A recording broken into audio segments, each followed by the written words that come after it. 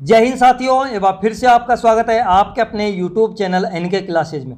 दोस्तों, लंबे इंतजार के बाद आप सभी के लिए बड़ी खुशखबरी आ चुकी है। राजस्थान पुलिस कांस्टेबल नई भर्ती की विज्ञप्ति जारी हो चुकी है दोस्तों। ठीक है, अब इस विज्ञप्ति में क्या क्या प्रोसेस होने वाली है दोस्तों। ठीक है, आप ऑनलाइन आवेदन होने हैं, जो कौन कौन अभ्यर्थी इसके लिए ऑनलाइन आवेदन कर सकता है, फिजिकल मेडिकल एग्जाम की क्या क्या प्रोसेस रहेगी, क्या सिलेबस रहने वाला है, पूरी जानकारी इस वीडियो के माध्यम से देने वाला हूं। तो वीडियो में आप एंड तक बने रहिए। और दोस्तों, संपूर्ण जानकारी मैं इस वीडियो में दूंगा, तो आप वीडियो को ज़्यादा से ज़्यादा लाइक और शेयर जरूर करना दोस्तों। चैनल पर आप नए सब्सक्राइब जरूर कर लेना, बेल आइकन को प्रेस कर लेना, क्योंकि इस चैनल पर आपको फिजिकल से संबंधित आपकी रेस होगी, कौन से ग्राउंड में आपकी रेस होती है, उस ग्राउंड की लाइव रिपोर्ट, आपको कैसा ग्राउंड है आपके लिए, पूरी जानकारी मैं देने वाला हूं दोस्तों इस चैनल के माध्यम से। तो मेरे साथ जुड़े रहिए। आज विज्ञप्ति के बारे में जान लेते हैं। तो दोस्तों, सबसे पहले हम बात करते हैं टोटल पोस्ट कितनी है आपकी। सभी को पता है 3578 पोस्ट हैं। ठीक है दोस्तों, कांस्टेबल सामान्य की ये जगह आई है, इसमें RAC की आपकी जगह नहीं है दोस्तों। राजस्थान पुलिस कांस्टेबल की है ओनली। ठीक है, और ड्राइवर की भी है। अब बात करते हैं कांस्टेबल में किस किस की है। सामान्य कांस्टेबल आपके, ठीक है, ड्राइवर यानी कि चालक, बैंड की, घुड़सवार की, श्वान दल और पुलिस दूरसंचार, इन सभी की आपकी ये भर्ती होने वाली है, जिसमें 3578 टोटल पोस्ट है। सभी के लिए जो आपकी क्वालिफिकेशन रखी गई है वो 12th पास तो है ही है आपकी कांस्टेबल के लिए। इसी के साथ आपको CET की, जो आपने CET की परीक्षा दी है, समान पात्रता परीक्षा, वो भी आपको क्वालिफाई होना चाहिए। अब क्वालिफाई के लिए आपको नंबर दिए हुए हैं दोस्तों। सामान्य वर्ग, पिछड़ा वर्ग यानी कि OBC और अति पिछड़ा वर्ग MBC। ठीक है दोस्तों, आर्थिक रूप से कमजोर वर्ग यानी कि EWS, इन सभी के लिए आपको 120 नंबर चाहिए, यानी कि आपको 40% आपके नंबर हैं। अगर आपके CET एग्जाम में 120 नंबर आ रहे हैं तो इसमें आप ऑनलाइन आवेदन कर सकते हैं। SC ST वाले 108 नंबर आपके आ रहे हैं तो आप ऑनलाइन आवेदन कर दीजिए। TSP एरिया के जो अभ्यर्थी हैं वो 90 अंक अगर आपके आ रहे हैं तो आप ऑनलाइन आवेदन कर दीजिए। अब इन ऑनलाइन आवेदन जो आएंगे आपके, इनमें से 15 गुना अभ्यर्थी आपके लिए जो आपके फिजिकल होगा, PST और PET टेस्ट के लिए लिए जाएंगे, मेरिट निकाली जाएगी। वहाँ अगर अभ्यर्थी नहीं आते हैं तो फिर और अभ्यर्थियों को लिया जाएगा। इसलिए आप जिन अभ्यर्थियों के इतने 40%, 36 और 30% नंबर हैं, वो आवेदन जरूर करें। ऑनलाइन आवेदन कब से शुरू हो रहे हैं दोस्तों? 7 अगस्त 2023 से और 27 अगस्त 2023 तक आपके ऑनलाइन आवेदन होंगे। ठीक है, यानी कि 20 दिन आपके ऑनलाइन आवेदन होंगे दोस्तों, 21 दिन 7 से और 27 तक है। उसके बाद दोस्तों यहाँ पर आपके 28 तारीख से और 30 तारीख तक, ठीक है दोस्तों, कब 28 तारीख से और 30 तारीख तक आपको अगर आवेदन पत्र में कोई त्रुटि हो जाती है तो वो 300 रुपये आपको शुल्क देना होगा और आप उस त्रुटि को सही कर सकते हो। तो ध्यान रखना, आप पहली बार ही आवेदन करें तो अपने सही ढंग से आपको आवेदन करना है। वीडियो को पूरा देखना, आपको आवेदन में कोई गलती नहीं होगी दोस्तों। उसके बाद आता है आवेदन एक ही यूनिट से आप कर सकते हैं। मेन चीज़ ये है, पिछली भर्ती में आप जो ये भर्ती प्रोसेस में चल रही है, इसमें क्या था कि एक अभ्यर्थी ने 10-10 जगह से फॉर्म लगा दिया था। तो दोस्तों, इस भर्ती में आप केवल एक ही ज़िले से फॉर्म लगा सकते हो। ठीक है, एक ही ज़िले से, एक ही जगह से, मतलब सीधा सा जिला यूनिट का मतलब है एक जगह से आप फॉर्म लगा सकते हो। दूसरा फॉर्म अगर आप लगाओगे तो वो रिजेक्ट हो जाएगा। ऑनलाइन आवेदन की प्रक्रिया आपसे करी जाएगी। आपको सबसे पहले 1 टाइम रजिस्ट्रेशन करवाना है। अगर आपने 1 टाइम रजिस्ट्रेशन करवा रखा है तो आपको सीधा आपका फॉर्म भर जाएगा। आप किसी भी ऑनलाइन जो भी कैफे है या फिर ई-मित्र से आप ऑनलाइन आवेदन कर सकते हो, या फिर आप स्वयं भी कर सकते हो। पूरी यहाँ पर जानकारी दी हुई है किस प्रकार से आप ऑनलाइन आपको करना है फॉर्म। ठीक है दोस्तों, अब आती है यहाँ पर आपकी मेन चीज़, ये तो आपके ऑनलाइन आवेदन से हो गया। ऑनलाइन आवेदन की जो प्रिंट आउट है वो आपको निकाल के रखनी है। शारीरिक दक्षता यानी कि फिजिकल आपके होंगे तब आपको वो लेकर जानी है, और उसके बाद में आपको जो प्रवेश पत्र आएगा वो भी साथ में लेकर जाना। पंजीयन शुल्क यानी कि आपकी जो आवेदन फीस है वो क्या है, वन टाइम रजिस्ट्रेशन की फीस है दोस्तों। एक चीज़ ध्यान रखना, ये केवल वन टाइम रजिस्ट्रेशन की फीस है। सामान्य वर्ग व ओबीसी वर्ग में क्रिमिलियर, ठीक है, अति पिछड़ा वर्ग में क्रिमिलियर, राजस्थान के बाहर के आवेदक 600 रुपये लगेंगे। राजस्थान के नॉन क्रिमिलियर श्रेणी के पिछड़ा वर्ग और अति पिछड़ा वर्ग, ठीक है, ओबीसी और एमबीसी, आर्थिक रूप से ईडब्ल्यूएस, एससी, एसटी, टीएसपी, शहरिया, सभी के लिए 400 रुपये वन टाइम रजिस्ट्रेशन फीस लगेगी। अब बात करते हैं दोस्तों, आपने ऑनलाइन आवेदन कर दिया, कितने अभ्यर्थियों ने, जिनके 40%, 36% और 30% नंबर आ रहे हैं कैटेगरी वाइज, उन्होंने ऑनलाइन आवेदन तो कर दिया। अब शारीरिक जो दक्षता परीक्षा है, मापतोल परीक्षा, उसके लिए किन को बुलाएंगे, तो समान पात्रता परीक्षा में जो अभ्यर्थियों ने आवेदन किया है उसके बाद में, तो पदवार जितने पद हैं, जिस यूनिट से जितने पद हैं, वर्गवार किस वर्ग में कितने पद हैं, महिला है पुरुष है, उसी के अकॉर्डिंग अगर किसी ज़िले से, मान लीजिए जयपुर ज़िले से 50 सीट हैं, ठीक है, किसकी, पुरुष की, 10 सीट हैं फीमेल की, तो 50 का 15 गुना मेल लिए जाएंगे और 10 का 15 गुना ही फीमेल ली जाएंगी। इस प्रकार से आपके ये 15 गुना अभ्यर्थियों को शारीरिक दक्षता परीक्षा में बुलाया जाएगा। इसके लिए कोई डाक से प्रवेश पत्र नहीं भेजा जाएगा, आपको ऑनलाइन ही प्रवेश पत्र जारी किए जाएंगे, ठीक है। शारीरिक दक्षता मापतोल परीक्षा हेतु प्रवेश पत्र उपलब्ध होने की सूचना अलग से पृथक की जाएगी दोस्तों, अलग से एक विज्ञप्ति जारी होगी, लेटर नोटिस जारी कर दिया जाएगा पुलिस की वेबसाइट पर, जिसमें आपको शारीरिक दक्षता परीक्षा और मापतोल की जो डेट है, ठीक है, डेट, आपका समय और किस ग्राउंड में आपकी जो फिजिकल होना है वो पूरी जानकारी पहले ही दे दी जाएगी फिजिकल से पहले। तो आप सबसे पहले जो आपकी परीक्षा है वो होने वाली है शारीरिक दक्षता परीक्षा, इसकी तैयारी शुरू कर दीजिए। इसमें क्या क्या होगा, पीईटी, पीएसटी में क्या प्रोसेस होगी, वो भी जानकारी मैं आगे देने वाला हूँ। भर्ती हेतु रिक्त पद, ठीक है दोस्तों, यहाँ पर जो उत्कृष्ट खिलाड़ी हैं, ठीक है, खेल कोटे के लिए अलग से 56 पद इन्हीं में से आरक्षित यानी कि अलग निकाल लिए गए हैं, और उनके लिए अलग से विज्ञप्ति जारी की जाएगी दोस्तों। इसमें ऑनलाइन आवेदन नहीं करेंगे, वो जो खेल कोटे के अभ्यर्थी हैं उनके लिए अलग से आवेदन जो नोटिफिकेशन है वो जारी किया जाएगा। उसके बाद महिला हैं, महिलाओं को 30% आरक्षण दिया गया है, ठीक है। इन भर्तियों में 30% पद महिलाओं के हैं, लेकिन दोस्तों इन 30% में से भी 8% महिलाओं, विधवा महिलाओं के पद हैं। 30 में से 8% हैं विधवा महिलाओं के, 2% हैं जो महिला तलाकशुदा है, ठीक है, उनके। इसके बाद में बचते हैं यहाँ पर 20% पद जो बाकी की जनरल महिला हैं उनके लिए हैं, ठीक है। सामान्य जो महिला हैं सभी उनके लिए 8%, ये हो गया विधवाओं के लिए, 2% तलाकशुदाओं के लिए और 20% आपके जनरल महिलाओं के लिए दोस्तों, सामान्य के लिए। तो कुल मिलाकर ये 30% पद महिलाओं के लिए रिजर्व हैं। भूतपूर्व सैनिकों के लिए 12.5% पद यहाँ पर रिजर्व रखे गए हैं, ठीक है दोस्तों।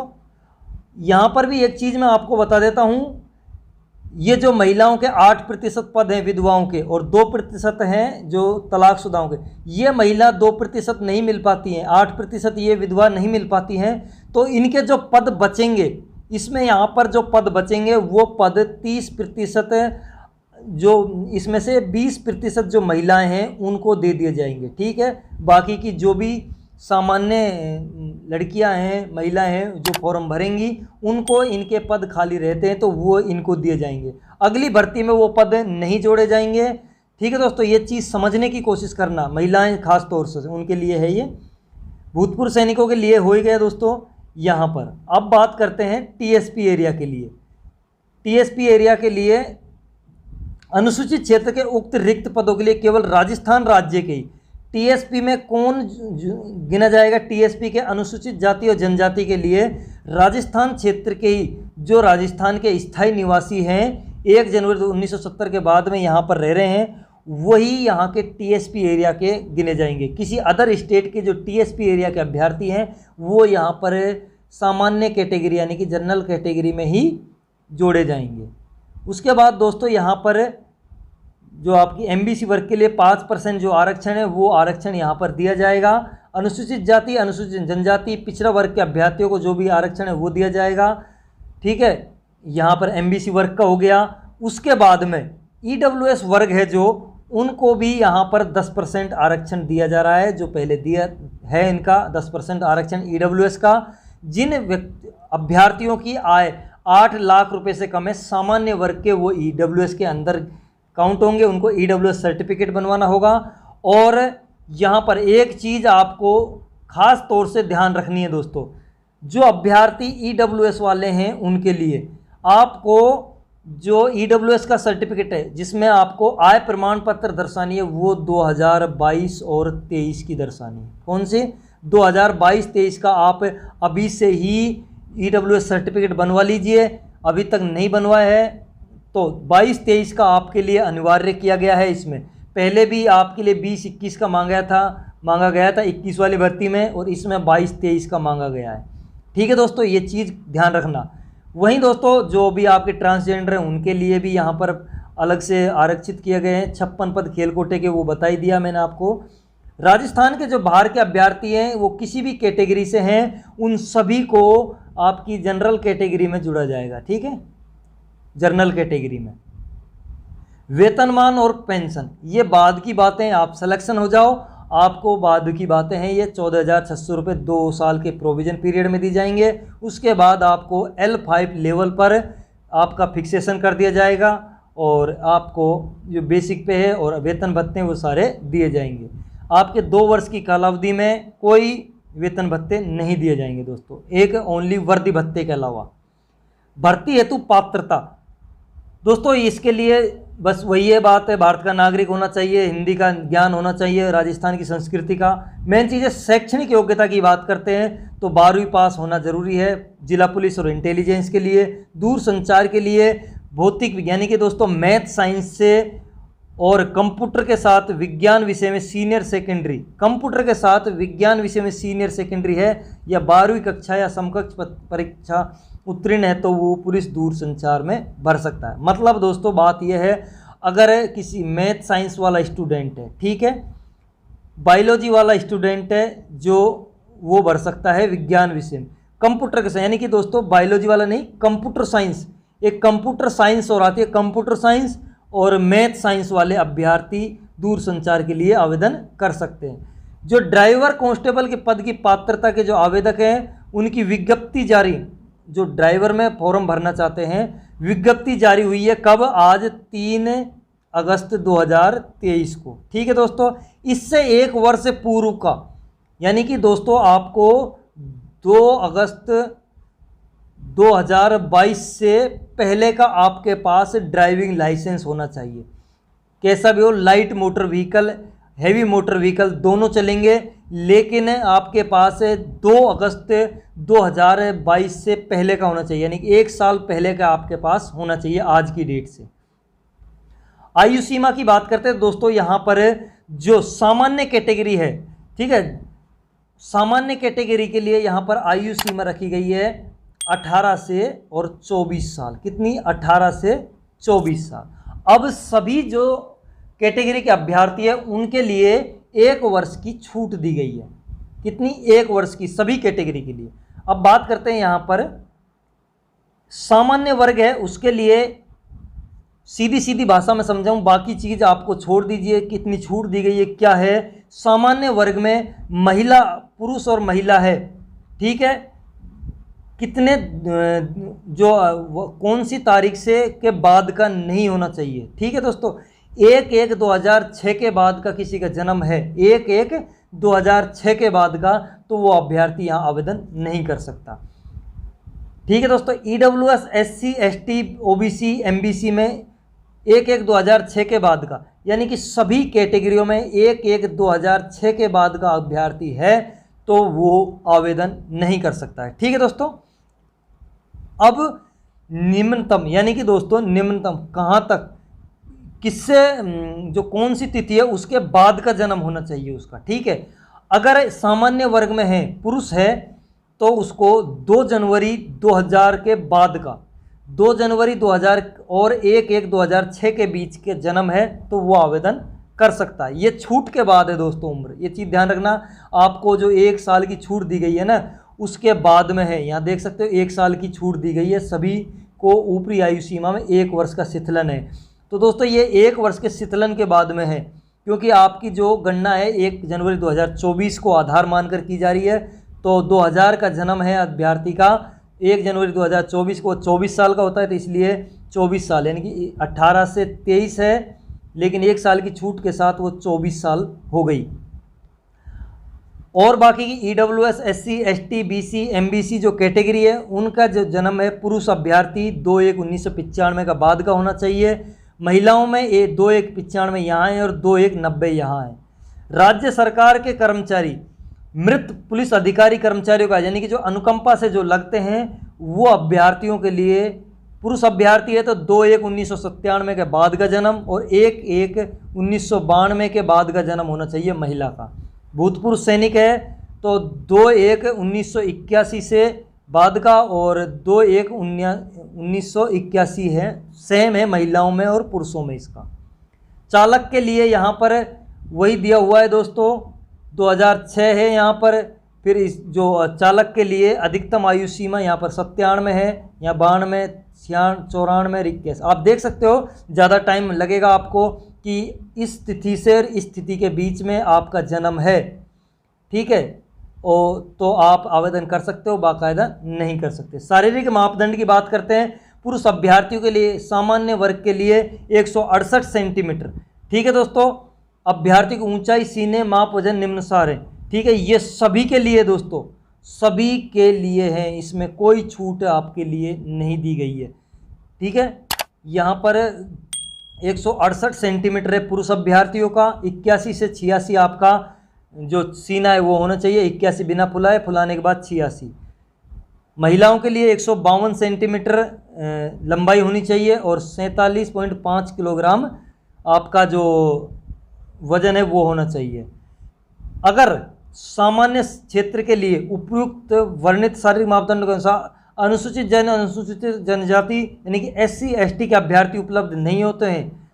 ठीक है दोस्तों, सामान्य क्षेत्र के लिए, TSP एरिया के लिए नहीं, नॉन TSP एरिया के लिए ये बात है। नॉन TSP एरिया के SC ST के जो कैंडिडेट हैं, अगर वो उपलब्ध नहीं होते हैं इस मापदंड में, ठीक है, इस मापदंड में अगर सामान्य वर्ग SC ST के कैंडिडेट हैं नॉन TSP एरिया के, उनकी लंबाई 168 सेंटीमीटर नहीं बैठती है तो उनको 5 सेंटीमीटर की छूट दे दी जाएगी। वहीं दोस्तों पहाड़ी आदिवासी क्षेत्रों के लिए उनको अलग से मापदंड दिए हुए, उनको छूट है ही है। महिला अभ्यर्थियों के लिए 152 सेंटीमीटर वजन लंबाई चाहिए और 47.5 किलोग्राम वजन चाहिएगा। इसमें कोई छूट दे नहीं होगी, समस्त महिला अभ्यर्थियों के लिए है ये। ठीक है, ये आपकी चिकित्सीय के मापदंड है, आपको 6/6 होना चाहिए और ये अलग चीज़ है। आपके 9 टकराने नहीं चाहिए, नसें फूली हुई होना नहीं होनी चाहिए, भेंगापन, रतौंदी, रंग दृष्टि दोष, हकला कर बोलना, पैर समतल, हर्निया, शल्य प्रॉब्लम या अन्य कोई विकृति नहीं होनी चाहिए। ये चीज़ें बाद की हैं दोस्तों। नियुक्ति के लिए अयोग्यता ये अलग चीज़ है, आप देख सकते हो यहाँ पर भी 2 से अधिक पत्नी हैं या 2 से अधिक जीवित बच्चे हैं। ठीक है, तो ये आपकी जो पात्रता है वो ये चीज़ आप पढ़ सकते हैं। कोई समस्या है तो आप कमेंट जरूर कर देना। ठीक है दोस्तों, भर्ती है तो चयन प्रक्रिया की बात करते हैं। यहाँ पर आपको शारीरिक दक्षता परीक्षा पास करनी होगी, ओनली क्वालिफाई एग्जाम है।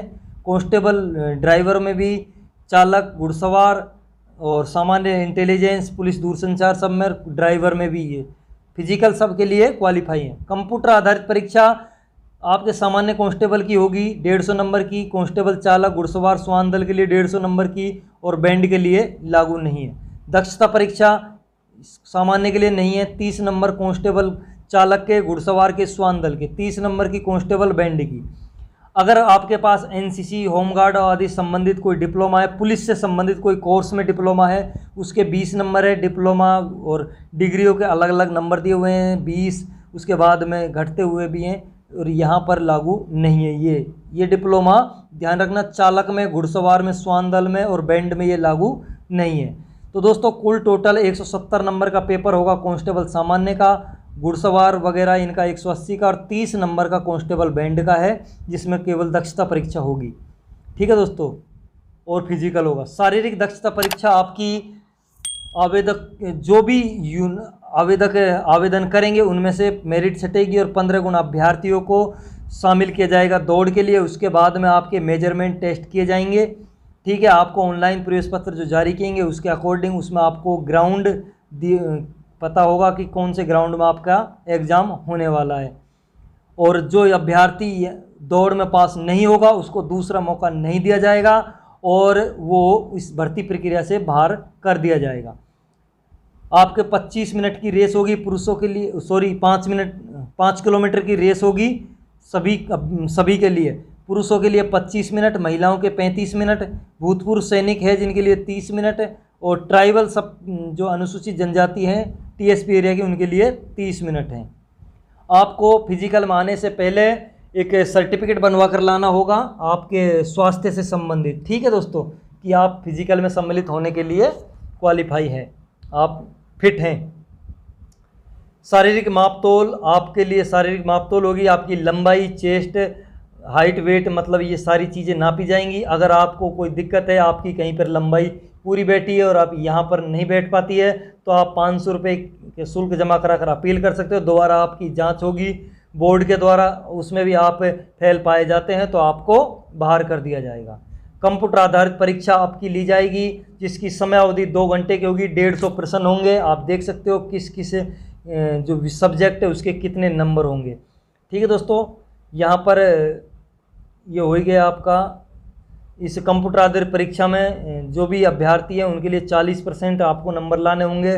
वहीं SC ST के लिए 36% और ट्राइबल के लिए अभ्यर्थियों के लिए न्यूनतम उत्तीर्णांक मिनिमम जो सीमा लागू नहीं है।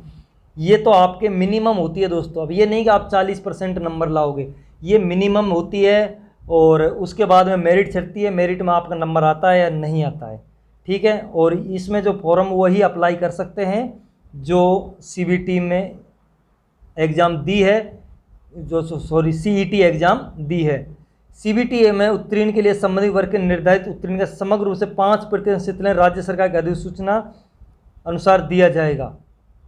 भूतपूर्व सैनिकों के लिए यही है। ठीक है दोस्तों, CBT एग्ज़ाम उसमें 5% छूट दी जाएगी। दक्षता परीक्षा कांस्टेबल चालक और इनके लिए ये होने वाली है। 30 नंबर की दक्षता परीक्षा आयोजित की जाएगी और इसमें भी इनको नंबर लाने। विशेष योग्यता के लिए अगर NCC का है तो 10, 8 और 6 नंबर के आपके ये है। होमगार्ड के लिए आपके लिए 10, 8 और 6 हैं। इस प्रकार से आपके 3 साल, 2 साल, 1 साल है। प्रमाण पत्र CBA है उसी हिसाब। अगर आप पुलिस से संबंधित कोई MA MSc कर रखी है आपने तो 10 नंबर दिए जाएंगे। अगर आपने कोई BA LLB कर रखी है तो 8 नंबर, डिप्लोमा है तो 6 नंबर दिए जाएंगे। ठीक है, उपरोक्त तीनों में से अभ्यर्थी के द्वारा इंगित कोई भी 2 विषय योग्यता के अंकों की गणना के लिए उपयोग होगा। यानी कि दोस्तों अगर आपने इसमें से तीनों चीज़ कर रखी है तो इनमें से 2 के आप अंक आपके जोड़े जाएंगे, तीनों के अंक नहीं जोड़े जाएंगे। अगर आपने डिप्लोमा भी कर रखा है, BA भी कर रखी है और फिर MA MSc भी कर ली तो आपके 2 के नंबर जोड़े जाएंगे। दस्तावेज सत्यापन क्या है? ठीक है, दस्तावेज और ये जो आपके डॉक्यूमेंट्स NCC का, होमगार्ड का, ये आपको फिजिकल के टाइम ये डॉक्यूमेंट्स आपको लेकर आने हैं। दस्तावेज सत्यापन होगा उसके बाद में आपका। तो दस्तावेज सत्यापन आप देख सकते हो क्या क्या आपको लाने हैं, मैंने आपको पहले ही बताया है। आपके लिए जो EWS वालों अभ्यर्थियों के लिए 22-23 का वित्तीय वर्ष 22-23 का जो ऑनलाइन जारी किया हुआ आर्थिक पिछड़ा वर्ग का प्रमाण पत्र होना चाहिए। अब चयन सूची आपको बाद में है। ये स्वास्थ्य परीक्षण प्रमाण पत्र महत्वपूर्ण और क्या है दोस्तों, यहाँ पर मैं बता देता हूँ आपको जो कुछ भी है। तो दोस्तों यहाँ पर आपका ये जो सीटें दी हुई है, आपका जो पूरी जानकारी थी यहाँ नोटिफिकेशन में पूरी हो चुकी है। दोस्तों मैं समझता हूँ वीडियो पसंद आई होगी और मेरे द्वारा दी गई जानकारी से आप संतुष्ट हो, आपके समझ में आई होगी। कोई भी समस्या आपको आती है आप कमेंट बॉक्स में कमेंट करके मेरे को बता सकते हो ये दिक्कत आ रही है। नहीं तो आप व्हाट्सअप नंबर मैं आपको बता देता हूँ 63 77 17 44 84।